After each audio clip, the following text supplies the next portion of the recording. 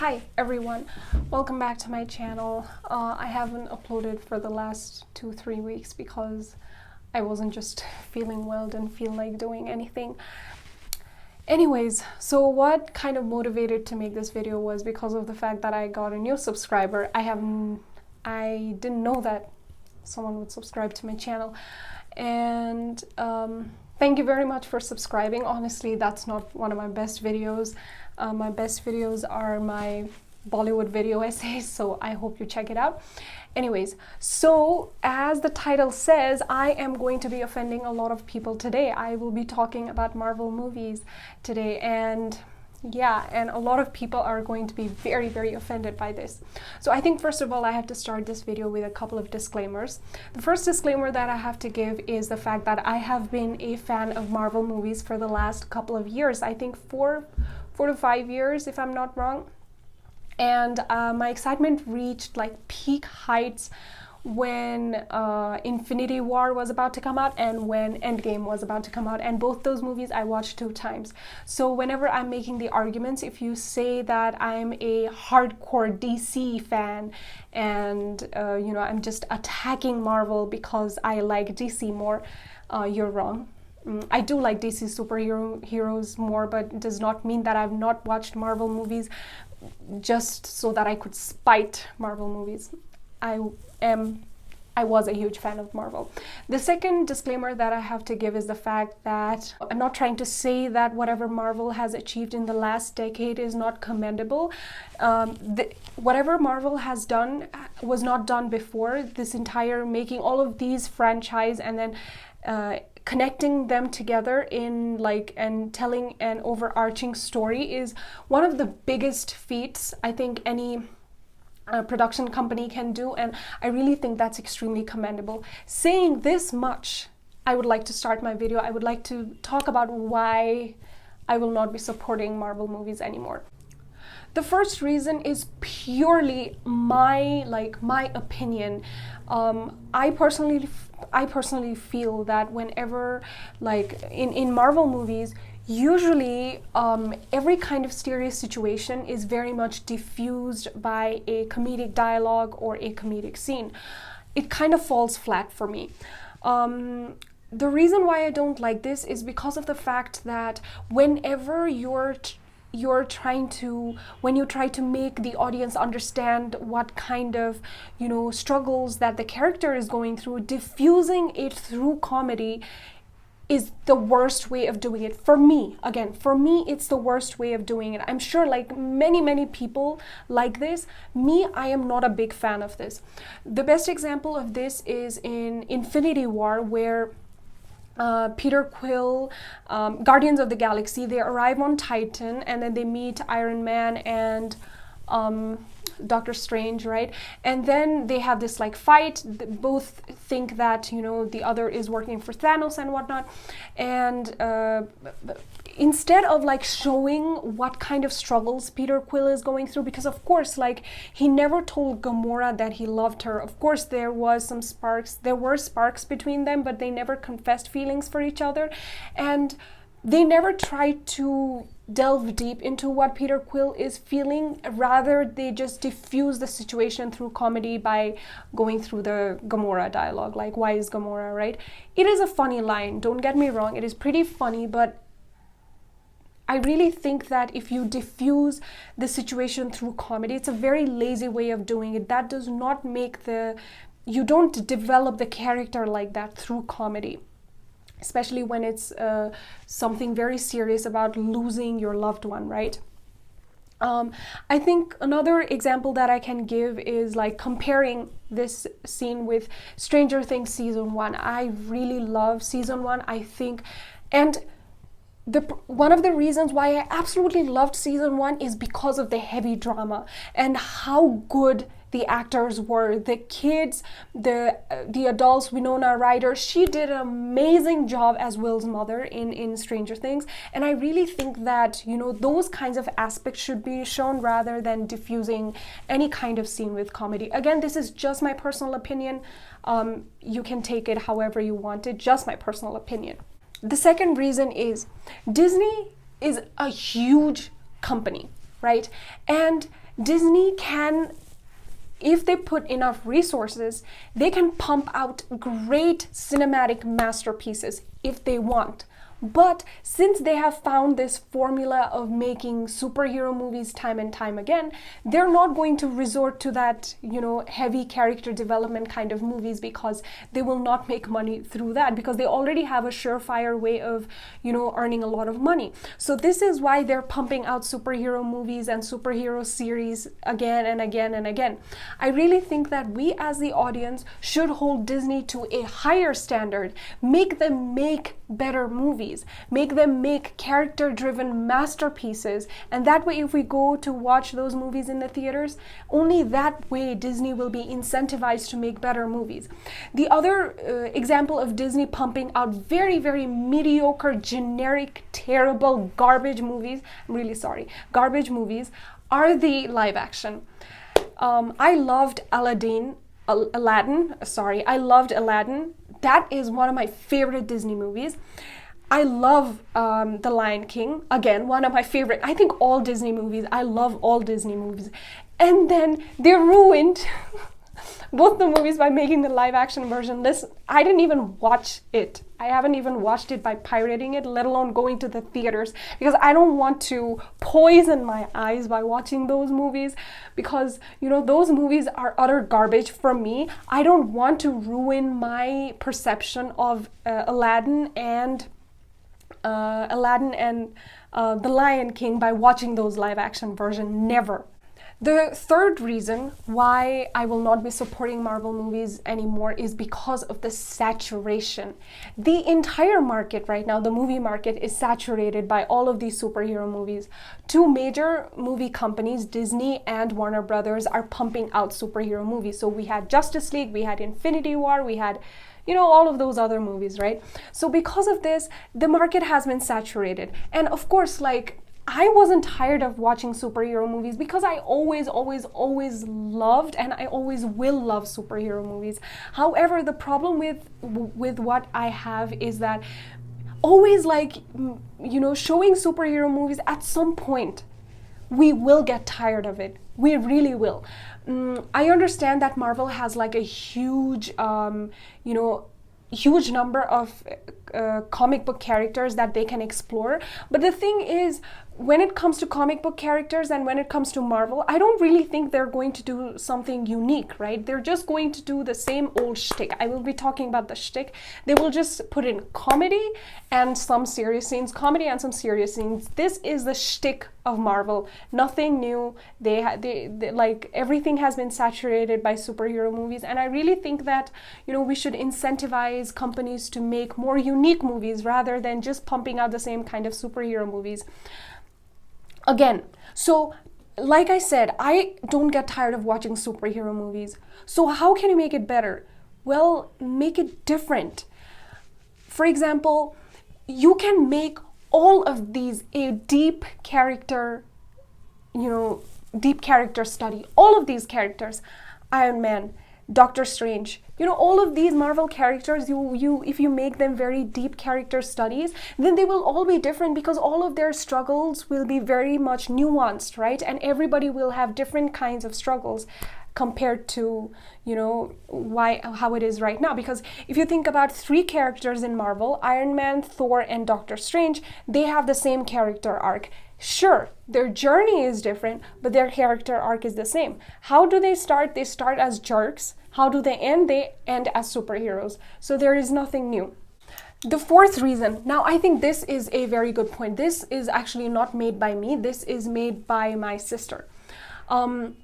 What she said, and what I agree with, is the fact that in Marvel movies, actors do not require good acting skills.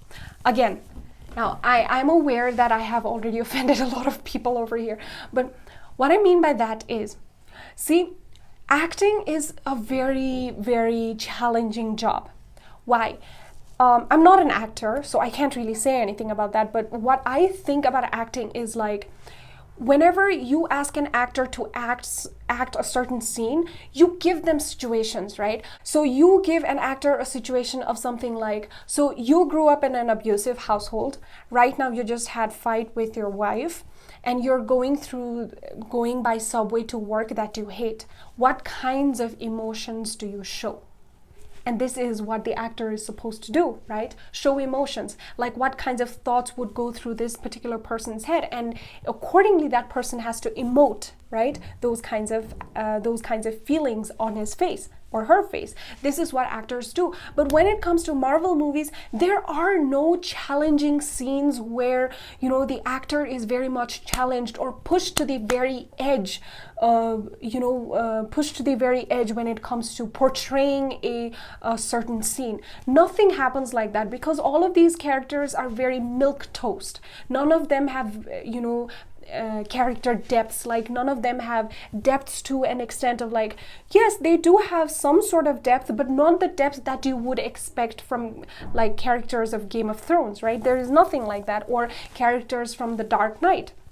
Nothing like that. So this is what I'm talking about, because in Marvel, it also seems like all of these actors are just doing one thing, and that's bodybuilding and emoting simple expressions, which is like fine. Like if it's your thing, it's okay. I loved it, right? But I really think that we as an audience have a responsibility of holding all of these big companies up to a higher standard, rather than, you know, giving them what they want. And what they exactly want you to do is just consume all of the, you know, packaged products. So the other thing is, Marvel has not been able to do anything unique when it comes to making movies. For example, many different directors, I can't remember, so many different directors have taken different kind of directorial approach. Okay, I can give you an excellent example. It just came up to my mind. Christopher Nolan in the movie Memento. How he approached this movie was, the main character was struggling with short-term memory disorder, right? That I think that's the word. So I forgot, but he was suffering from short-term memory disorder. So every 15 minutes, all of his memories are like reset. They are kind of, yeah, everything is reset. I don't know how to say that. I think you understand what I mean, right? So how Christopher Nolan approached this is, since the character is trying to put the pieces of the puzzle together, let's make the audience do the same thing, so that the character and the audience are in the same boat. And this is what it is. Like, it's a unique way of directing a movie, right? Has Marvel done anything unique like that? None. Zero, zilch, nada. So you might ask me, why should Marvel do it? No, Marvel should not be making any unique approaches to movies. Again, like I said, this is just my opinion. But the thing is, the amount of movies and the amount of series that they're pumping out, this is saturating the entire market. And people will only look for these kinds of movies, right? And I will be talking about this, like, in the end, how independent works will be marginalized in the long term. The next point is, all of these franchise movies, like superhero movies, will encourage other production companies to take the same mantle. So they will be like, okay, because these production companies are businesses, right? So what they're gonna think is, look at Marvel and Warner Brothers. They're making superhero movies and they're making tons of money. So what do? We make superhero movies as well. We make franchise movies as well. So because of that, like, the entire market will be saturated by franchise movies, and no one will be encouraged to make independent movies, and independent movies will be marginalized in the long term. Whenever you think of independent movies, they really challenge the audience to think. And since independent movies have a very tiny budget, they have to work more on the acting skills, depend on the acting skills of the actor, rather than the amount of money that is pumped in, right? Okay, so the other reason why I am not going to support Marvel movies anymore is because of the CGI. CGI is not a bad thing, but when you think about it in the long term, all of this CGI is going to wear out in the long run. Because think about the CGI that was done in the 1990s, and if we watch those movies right now, they look very bland, right? So all of these CGI movies, like with Thanos, that will look bland in the long run because technology is going to improve and improve and improve over time, but these movies will stay in the 2020s era, and because of in the 2010s era, right? And because of this, people who watch these movies in the future might feel like these movies are bland. But however, this CGI point is not a very strong point. I just felt like I had to mention this. The other reason is, like I said before, the other reason is all of these franchise movies, superhero movies, will kind of marginalize all those independent movies. There's this article written by Martin Scorsese in the New York Times, and here he lists all of the reasons why he thinks that Marvel movies are theme parks and they're not cinema, and it's a very interesting read. And he kind of convinced me that, you know, Marvel movies are not that good either. I will be linking Martin Scorsese's article in the description box if you want to give it a read. Now we have to talk about Martin Scorsese's points. What points he makes, the first point that he makes is Marvel movies are theme parks, which I completely agree with. Think about it, like Marvel movies, whenever you watch them, you think about, oh my god, how this looks so cool, right? So whenever Thor, he came to the earth from the place where he made his axe or hammer, when he came from there to the earth, that was a very cool scene, right? So it makes us think like, oh my god, like, you know, superheroes are so cool. So of course they are theme parks. Like, he didn't say anything wrong when he said that Marvel movies are just theme parks. I also completely agree when Martin Scorsese mentioned the point that Marvel movies are not cinema, because cinemas are movies that make you think about the human character, about why the character did this, which Marvel movies they do in Captain America Civil War, in the second is, I think, in Infinity War, like 2 movies, I think, yes, like why Thanos is doing this and why Iron Man is trying to work together with the government, yes, but there is nothing is explored in that depth. And if Russo brothers were not there, I really think the final 3 movies, like Captain America Civil War, Infinity War, and Endgame, would have been able to gain such popularity and would have reached such, you know, momentum if Russo brothers were not there. I really think that amongst all of those Marvel movies, I think Civil War is the best when it comes to character exploration. The other point that I would like to make is that Marvel movies are not masterpieces. They're not cinema, henceforth they're not masterpieces, right? Not all cinema are masterpieces, but all masterpieces are cinema, right? So I want you to think about all of these Marvel movies, like Infinity War, Endgame, whichever is your favorite. Ask yourself the question, are they masterpieces? Because from the very beginning, even before I had this argument with my sister, I never thought they were masterpieces. I thought that Infinity War could never compare to the cinematic, you know, extravaganza, I guess. That's not the right word. Anyways, cinematic extravaganza of The Dark Knight, right? It could never compare to that. So if you answered no, then yes, like Martin Scorsese is correct when he says that Marvel movies are not cinema and they're not masterpieces. So the other point that Martin Scorsese makes is that, you know, people are not taking risks with cinema. What he means by this is, and please read the article, please, I urge you to read it. It's a very good read. What he means by not taking risks is because of the fact that a lot of these movies, superhero movies, are making tons of money. I'm really sorry. Because of these superhero movies making tons of money, no one will want to take any risk because they have a surefire way of making money. So if you want to make money, you go for superhero movies, right? And because of this, no one will be incentivized to take risks. I can give you very good examples of directors taking risk. The first example is Memento, where Christopher Nolan decided to make the audience and the protagonist put the puzzle pieces together and finally understand the protagonist's life together, right? The other movie is Interstellar, where Christopher Nolan decided to take a very scientific, scientific topic, and then he kind of merged it with human behavior. And Interstellar has a lot of scientific talks about theory of relativity and everything. And I'm sure in Christopher Nolan's mind, things such as what if the audience does not understand he must have felt that once or twice, but he still decided to go with it because he does not treat his audience like kids. He treats his audience like adults, and he says okay, I'll give you these pieces, and you put the pieces together. If you understood, fine. If you didn't understand, you have to watch it a second time.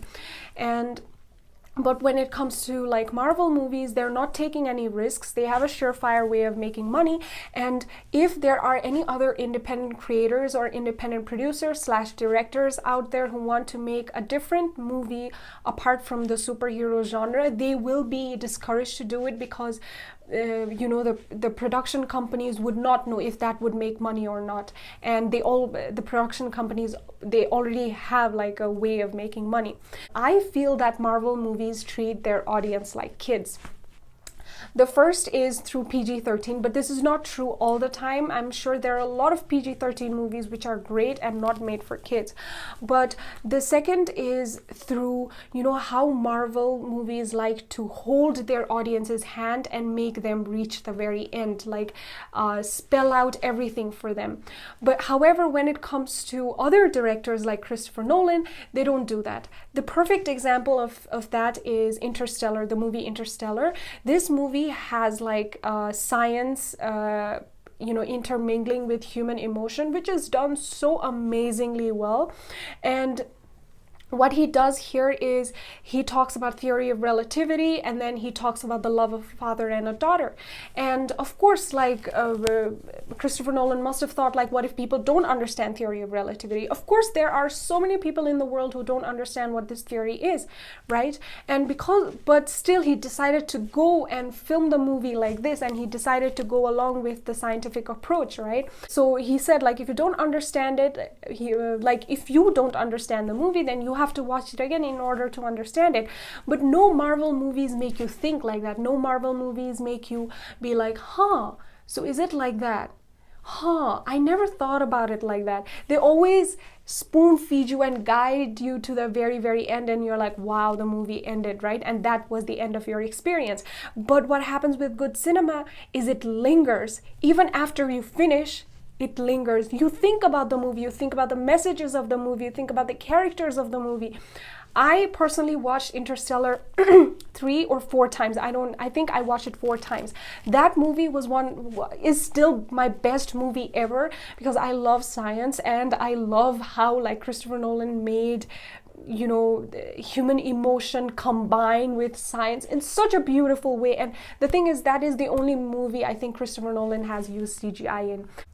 And the other argument that the director Martin Scorsese makes in his article is the fact that all of these independent, very good movies are being forced to be streamed in streaming platforms like Netflix and Hulu, because these directors put a considerable amount of wealth and research and a lot of work into their movies. And whenever you force these directors to release their, movies in Netflix and Hulu, the incentivized to make those movies will go away, because whenever you release them in a streaming platform, the money is not going to be the same as the money that comes from the theaters, from the movie theaters, right? And this way, all of these excellent directors will be marginalized and forced to not make movies, or just, forced to release these excellent masterpieces, excellent movies, excellent cinema in Netflix rather than movie theaters. Think about it.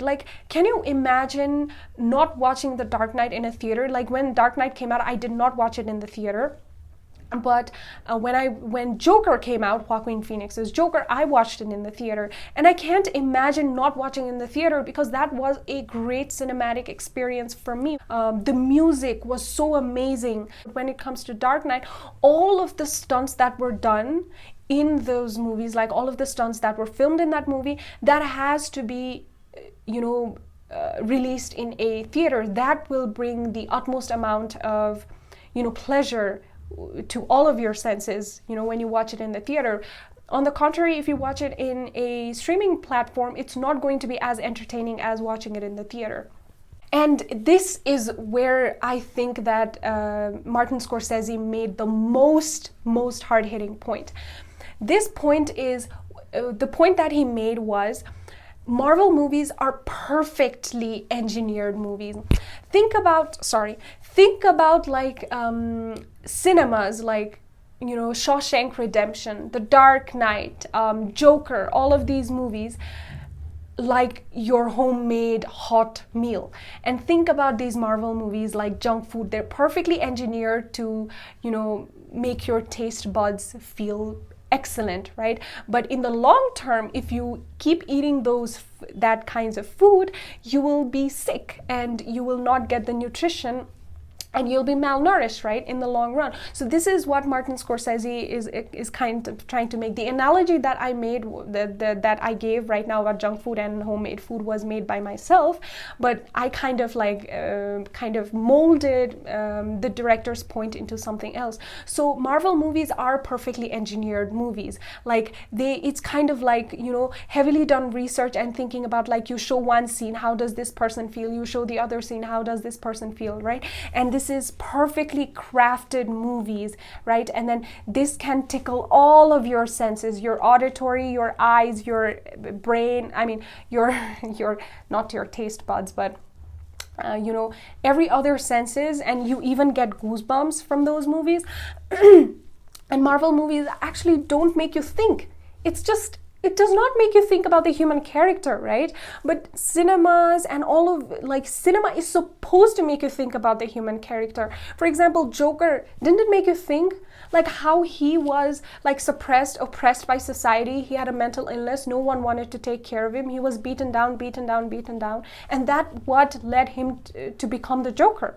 But when it comes to Marvel movies, there was no such thing. Like, nothing, no character arc ever made me think, apart from like why Iron Man decided to work with the government, which was a very good way of showing Iron Man's character.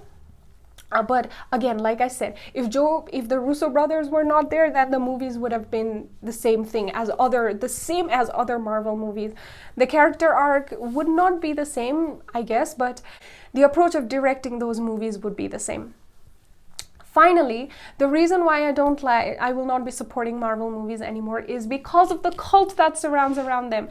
Now again, you will be very much offended. Like, I know you've already been offended by the mere fact that I mentioned cult around Marvel movies, but this is true. You know why? Because I was in that cult. I could not fathom, it was incomprehensible that someone did not like Marvel movies, because the primary reason that I gave to that argument was because they were so cool. Like, Thor is so cool, and Iron Man is so cool, and this is so cool, and that is so cool, right? So that was the reason that I gave. And the mere fact that when I heard that people, or specifically like my sister, didn't like Marvel movies was I just couldn't wrap my head around that. And honestly speaking, I did take offense to that like 1 or 2 times, but then slowly I started seeing her viewpoint, and the cult around Marvel movies is very crazy. I'm sure, like, the mere fact that I mentioned this, the mere fact that I said that I will not be supporting Marvel movies anymore,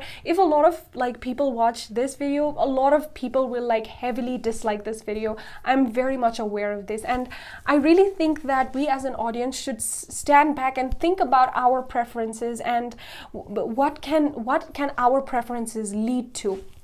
I think it's kind of like Bollywood movies. Like, I can make a very good comparison between Marvel movies and Bollywood movies. I'm not saying they're of the same level. Definitely not. Like, Marvel movies are way better than the generic Bollywood garbage that you see in the theaters. But again, I'm trying to like give you some sort of an analogy. When it comes to Bollywood movies, they have the same story, right?